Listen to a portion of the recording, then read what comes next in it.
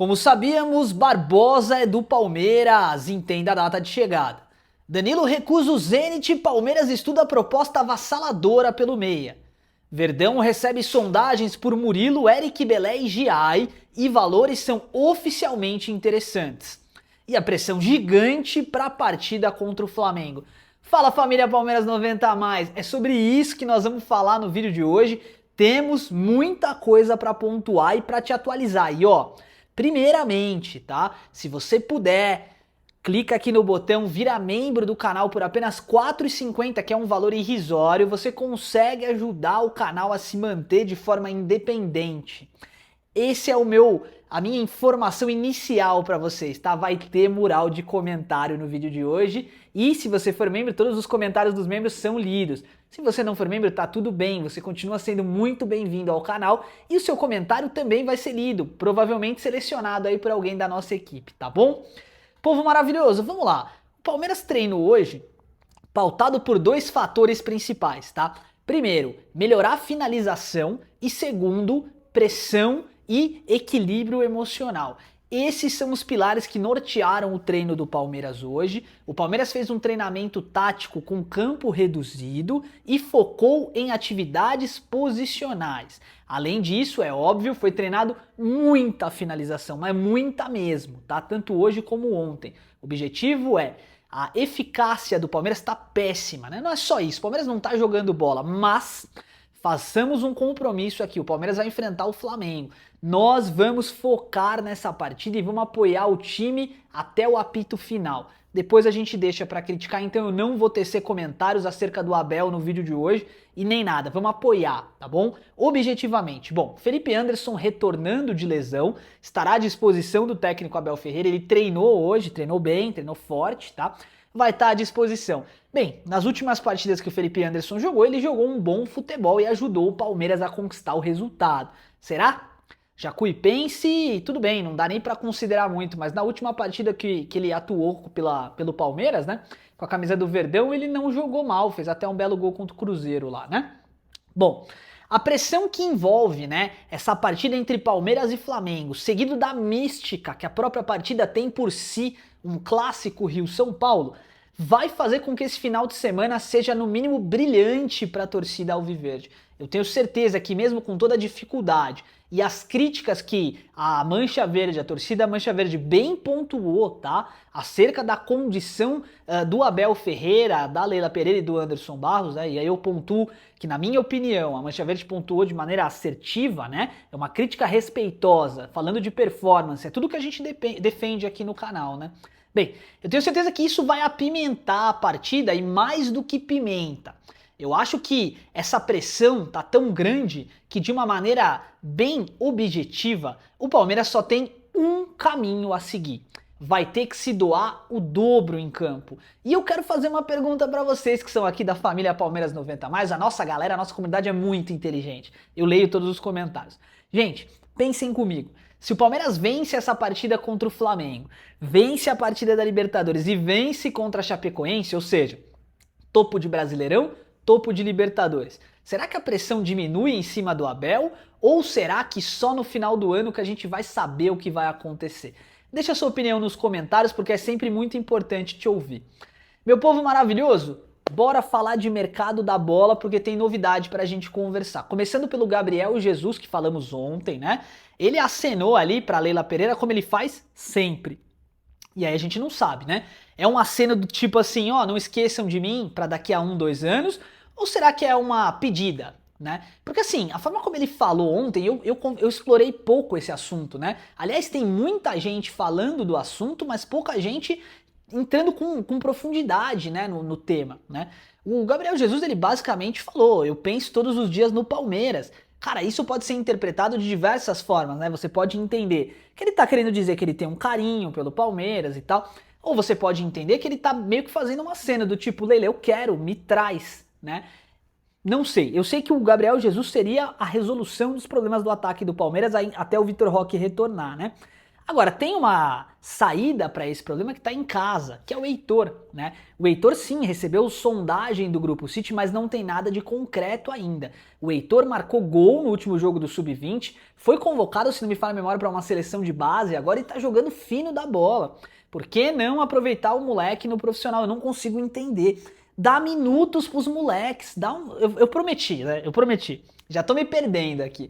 Prometi que eu não ia criticar, a ideia não é essa, vocês sabem que eu não sei fazer cena aqui, aquele teatro que a gente vê um monte de gente aqui no YouTube fazendo, gritando, oh meu Deus, não consigo, tá? Não sou esse tipo de pessoa. Mas eu tenho essa crítica muito pontual acerca da base, eu acho que tem que usar o moleque sim, e ele tá comendo a bola. Bom, Barbosa é nosso, né? Já sabíamos disso, já tínhamos noticiado e é por isso que se você ainda não seguiu o Palmeiras 90+, segue a gente aqui, se inscreve no canal, porque é assim que a gente consegue transmitir a informação com leveza e informações sérias e sinceras. O Barbosa a gente já tinha falado, era nosso, ele foi apresentado hoje pelo Palmeiras, beleza? Vestiu a camisa, tal. Data de chegada, pós-Copa do Mundo. Beleza? Então esperem uma estreia aí pós-Copa do Mundo do Barbosa no time do Palmeiras e eu volto a falar, como eu já falei, e acho que foi o primeiro canal a falar disso. O Palmeiras não comprou ele à toa, tá?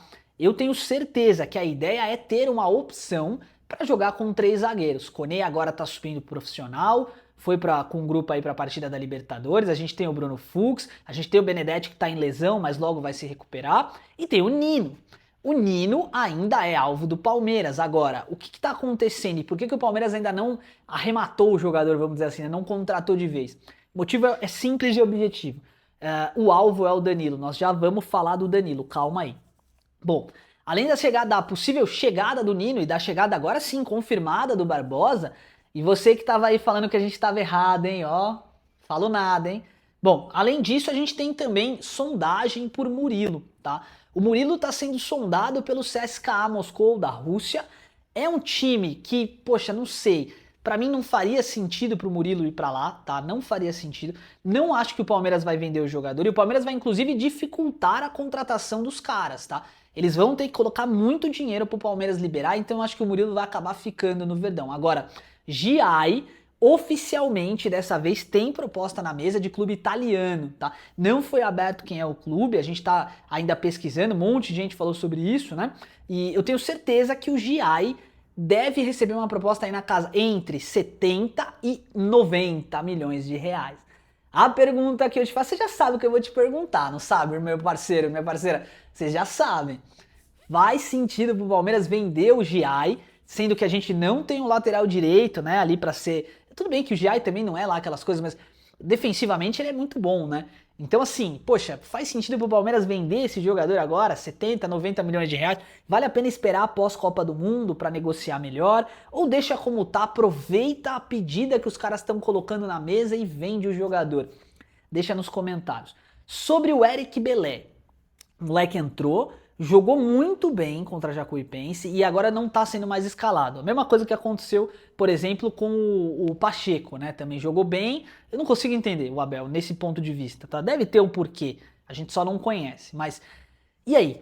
Eric Belé tem proposta na mesa, tá? Principalmente uma proposta da Inter de Milão. Não acho que o Palmeiras vai segurar, tá? Porque deve ser na casa aí de mais de 190 milhões de reais, uma grana muito alta. Não vai ser fácil do Palmeiras segurar o Eric Belé. Eu tenho uma expectativa aí de que o Palmeiras acabe vendendo o jogador, tá? Por 180, 190 milhões de reais. Se chegar nesse número é certeza, não é achismo, tá? O Palmeiras negocia o jogador. Deixa nos comentários a sua opinião, porque ela é sempre muito importante. E agora sobre o Alex Telles e o Vitinho, do Botafogo, que foram sondados no Palmeiras. E ó, a gente falou, há um interesse, mas existem também dificuldades na negociação. Então agora a gente pode cravar oficialmente nessa janela, essa janela agora, nenhum dos dois jogadores vestirá a camisa do Palmeiras. Não tem como, tá? O Palmeiras não vai fazer um aporte para os jogadores que não vão poder jogar o Brasileirão, não faz sentido. Chance disso acontecer é próxima de 0, tá? Agora, para janeiro, as coisas podem mudar. O Palmeiras tem interesse nos dois laterais. Pode acontecer alguma coisa assim, até porque também não sabemos se o Piquerez vai se manter no Palmeiras, não é verdade? Danilo, vamos lá? Senhoras e senhores, vamos lá. Vamos falar um pouquinho da situação do Danilo. Hoje teve proposta do Zenit na casa de 35 milhões de euros. E o Botafogo, obviamente, ia aceitar, tá? A verdade é essa. Só que o Danilo recusou. O Danilo não quer ir para o Zenit. Sobram duas opções para o Danilo, o Palmeiras ou clubes da Europa de primeiro escalão. Copa do Mundo vai ser o divisor de águas e o Palmeiras acenou, meio que informalmente, que estaria disposto a gastar 30 milhões de euros pelo Danilo e esse é o limite. 30 milhões é o valor não da proposta inteira, né? Não é que o Palmeiras pagaria 30 milhões, mas teria bônus ali se ele atingir determinados níveis de performance e tal. 30 milhões de reais é que o Palmeiras pagaria, 30 milhões de euros, né? Desculpa. Então, assim, é muita grana, né? Temos que convir aí que é muito dinheiro. O Vitor Roque veio por 25 milhões de euros, se não me fala a memória, é a contratação mais cara da história do Palmeiras. Eu tenho uma opinião muito bem fundamentada, tá? E aí se eu errar, tá tudo bem. É uma opinião. Eu acho que o Danilo vem, tá? E aí eu vou ser sincero com vocês. Eu acho que ele vem por um motivo muito lógico. Se ele quisesse receber de fato propostas da Europa e essa fosse a única coisa que ele tá levando em consideração, na minha opinião ele já teria feito os 12, 13 jogos lá e já estaria jogando bola ainda pelo Botafogo, não teria se queimado, né? Na minha opinião, ele quer o Palmeiras quer o Danilo e já era. É isso, vai acontecer. E se de fato isso acontecer, pra mim, maior contratação que o Palmeiras poderia ter feito nessa janela, tá? Vai trazer o Barbosa, traz o Danilo e de repente esquece o Nino, de repente traz um atacante aí, como o Gabriel Jesus, só pra cerejinha do bolo, né? Só pra gente poder contar com um elenco um pouco mais experiente e forte. Essa é a minha opinião.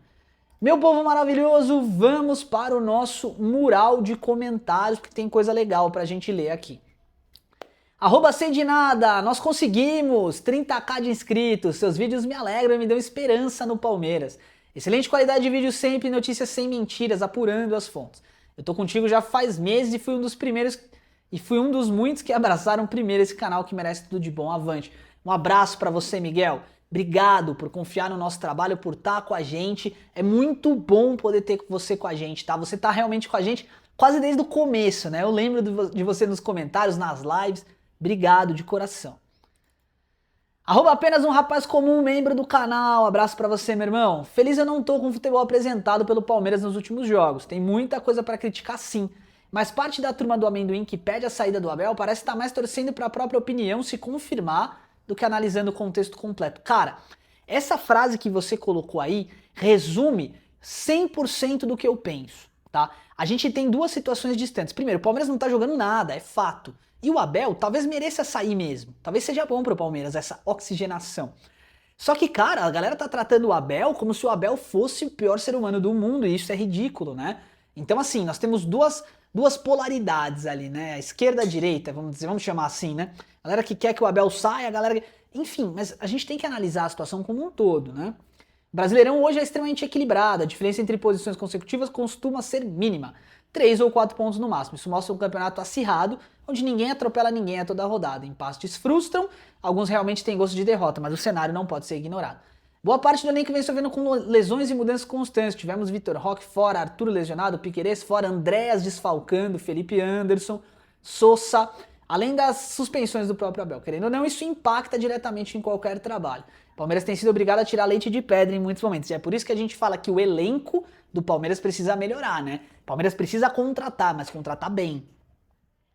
E outra, não são 5 ou 6 jogos que definem se um técnico presta ou não. O Abel já mostrou repetidas vezes que ele sabe montar um time competitivo, chegar em finais, conquistar títulos. No futebol onde ninguém tem tempo para projetos de médio e longo prazo, a constância virou artigo raro e justamente isso é uma das maiores virtudes dele. Cara, seu texto tá fantástico, tá? De verdade. Concordo com tudo.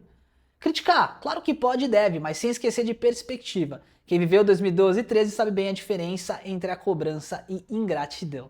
Concordo, acho que a Mancha tá certo de pressionar, tá? Tem que pressionar mesmo, porque senão, né, aquele negócio também fica muito fácil. Imagina você no seu trabalho, teu chefe tá falando pra você fazer uma coisa, você não faz e também não tem nenhuma pressão. Você vai se acomodar, você não vai fazer, né? É nisso que eu penso. Cara, muito bom o teu texto, parabéns de verdade, concordo com você. @Roger Freitas, membro do canal, um abraço pra você, meu parceiro, bom dia, ótimo vídeo, obrigado. Quero sempre tentar agradar vocês.